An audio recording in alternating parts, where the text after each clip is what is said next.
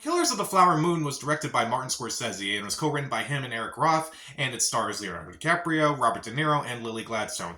And taking place in the 1920s in Oklahoma, oil is discovered on this land that is owned by the Osage Nation, and when this powerful man known as William Hale, played by Robert De Niro, comes in, he kind of like starts taking over the entire nation, kind of like tricks them into like basically taking over their land and such. And when his nephew, Ernest Burkhart, played by Leonardo DiCaprio, comes in, he has to carry out some of William Hale's deeds. Meanwhile, he begins falling in love with this woman in the Osage Nation, played by Lily Gladstone. And matters get even more complicated when the FBI comes in and uncovers all these mysteries. So, this was a movie that I was looking forward to, mainly because of the pedigree of this movie. Martin Scorsese, anytime he does a movie now, I'm just going to be interested no matter what. And him reteaming with not just Leonardo DiCaprio, but also Robert De Niro. And this is their like first major collaboration between all three of them. That's automatically going to get me in like my top 3 most anticipated movies of the year. And I was excited for this movie despite hearing how long it was going to be, and I was just so happy that it was actually playing in a theater instead of just playing on like a streaming service. Yes, it's co-sponsored by Apple, but at least it played in a theater. So this movie, honestly, I saw this movie a few days ago, and I'm still thinking about it. I think this movie is fantastic. I think it's one of the year's best. I think it's very well acted, and I think a lot of it is fantastic, honestly. So what works in the movie? Mainly the actors are phenomenal in this movie. The 3 leads are fantastic. Leonardo DiCaprio is fantastic in this movie, playing like this character who's like trying to hide like every horrible thing that he does and like trying to fix his relationship with Molly Burkhart in this movie, trying to find that balance, and it clearly is not going to work, and it's just going to lead to tragedy. He does that really well in this movie. I did like the relationship of Ernest and Molly in this movie, at least at first, until he begins doing a lot of these really horrible, disgusting things, and it's not really going to help. Robert De Niro in this movie is very creepy in this movie. He's not as like over the top as something like he was in Cape Fear, but it's definitely a very villainous turn, and like what's very villainous about it is his subtlety, and it's just so terrifying. Just like hearing him say things that he finds normal, or like kind of like trying to have like these normal conversations with various characters, like Leonardo DiCaprio's character or Jesse Plemons' character, and it's just so terrifying. I'm more terrified of him than like most characters I've seen in a movie this year, and it was really well done. Lily Gladstone is the heart and soul of this movie. She is fantastic. Her performance just covers a whole range of emotions. It's just her character is very tragic. It's very well done, and I think she's a very strong character. I think she's really well done. I really liked her in this movie. I hope she gets a nomination for Best Actress. Honestly, I hope she wins. She's really good in this movie, and she carries the majority of this movie. Meanwhile, the pacing of this movie is actually not too bad. The movie's 3.5 hours long. And it's like, okay, this movie's 3.5 hours long. It may sound like a chore, but like, as Scorsese said, people watch like 8 hours of television in one sitting, so why can't you just sit through a 3.5 hour movie? And honestly, the pacing of this movie isn't too bad. At least it feels shorter than that, and I actually do appreciate that. Like around like the hour mark, it felt only like 40 minutes, maybe even a half hour. I'm like, oh, we're already an hour into this thing? Okay, cool. That actually does well.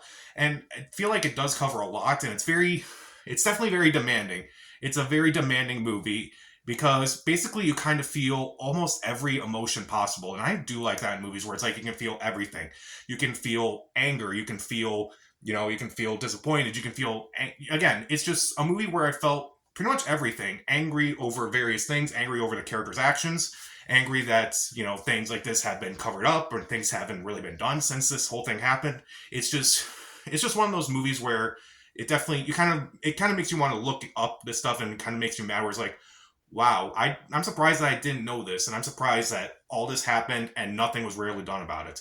That is surprising. As far as the production values go, the cinematography is fantastic. Usually in a Martin Scorsese film, the cinematography is just fantastic. The editing, very well done. The score by the late Robbie Robertson is also really well done, which at first I didn't like because it kind of sounded too modern for a movie that takes place in this time, but I've seen other movies do it and it was fine. But the score, I think, actually really does help in the movie. And what also is really terrifying about this movie is like how, I don't know what the right word to say, but they try to make everything sound normal in this movie, and like how we kind of come desensitized to like a lot of this stuff. And I think Scorsese does that a lot. I feel like something like, say, The Wolf of Wall Street, which I thought was very misunderstood. A lot of people thought it was like yeah, this is a party movie and like this is all a great time and such, but like when you really watch it and really think about it, it's like, no, it's not. And it's like, I think it kind of plays up that bit where it's like, we've kind of like gotten used to like seeing and like hearing these things and like nothing's being done about these things. And it's just, it's definitely a movie. Again, you just look at it and think it's actually really terrifying the more you think about it. Honestly, this may be the most terrifying movie to come out in October. And that's something. That this movie is definitely one that kind of gets under your skin. It doesn't let go for the entirety of the ride. And ride's not the most appropriate word, but it definitely doesn't let go. It definitely stays with you for a while. This movie has stayed with me for the last few days, and I'm still thinking about it. Again, I think this is one of the best movies of the year. So, is there anything about this movie that I don't like? Well, there's like a couple small things, mostly just nitpicks. First off, even though the movie is 3.5 hours long, it is definitely worth seeing, but I feel like some moments could have been just cut out. Not storylines, not entire scenes or anything, but just like some moments here and there where it's like maybe it's taking place in the middle of a scene and maybe it's like you don't really need that shot.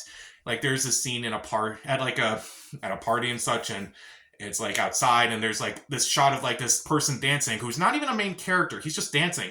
And it takes place for like a minute. And I'm like, you could have cut this out, honestly, and probably wouldn't have changed the flow of this movie whatsoever. I don't know why that was even in there. And there are some actors who I felt like didn't really get a whole lot. Like, even though this is mostly a show for people like Lily Gladstone and Leonardo DiCaprio and Robert De Niro, there are some big name actors in this movie who don't really do too much. Jesse Plemons is in this movie, and he's kind of given one role, one emotion, kind of. John Lithgow appears in this movie. He gets one role. Brendan Fraser has been getting a lot of flack, and honestly, it's very brief, but I kind of wanted to see more of that. But I'm just also kind of thinking, well, that was kind of what they were doing then. So it's just, it doesn't really annoy me. Like his performance didn't really annoy me, but a lot of people just gave him a lot of crap, and I'm like, no, don't give Brendan Fraser crap. This may not be the best performance in the movie, but don't give him crap. It's like, it was just in the time period where they kind of like sensationalized things. And meanwhile, some of the other Native Americans in this movie, I felt like didn't really get a whole lot to do. This is mainly Lily Gladstone's movie, thank God, but at the same time, a lot of the other actors who are, who are part of that tribe, they don't really get a lot of storylines. Some of them are just kind of victims, and even though it's like, yeah, it kind of like leads to a larger story and kind of like, it's very depressing thinking about. I feel like some of these other characters should have gotten a little bit more character. Some of them are kind of briefly glossed over, like Molly's family, for instance. Like they kind of like give the characters just a little bit, but it's not a whole lot. Compared to someone like Molly Gladstone's character of Molly, they don't really get to do much. But that doesn't change the fact that I still think this is a fantastic movie. If you're a cinephile, if you're a historian, I would say absolutely see this movie. So I think Killers of the Flower Moon, I thought the acting was great. The pacing was fine. It blew by pretty quickly, honestly, for being a long movie. Every emotion is just felt in this movie. It does make you want to go back and like find out information about this and kind of like make you think, why wasn't anything done about this? Why wasn't this stopped? Why did we allow this to happen? Every production value is great. It's very terrifying, even though it's acting like it's normal, and it shouldn't be normal. It's just terrifying. But even though there are some edits in this movie I would have gotten rid of, and some actors I felt like didn't really get a whole lot to do, I still think this is worth watching. Again, especially if you're a Martin Scorsese fan, if you're a cinephile, if you're a historian, definitely check this movie out. I'll give Killers of the Flower Moon 3.5 out of 4 stars. See it.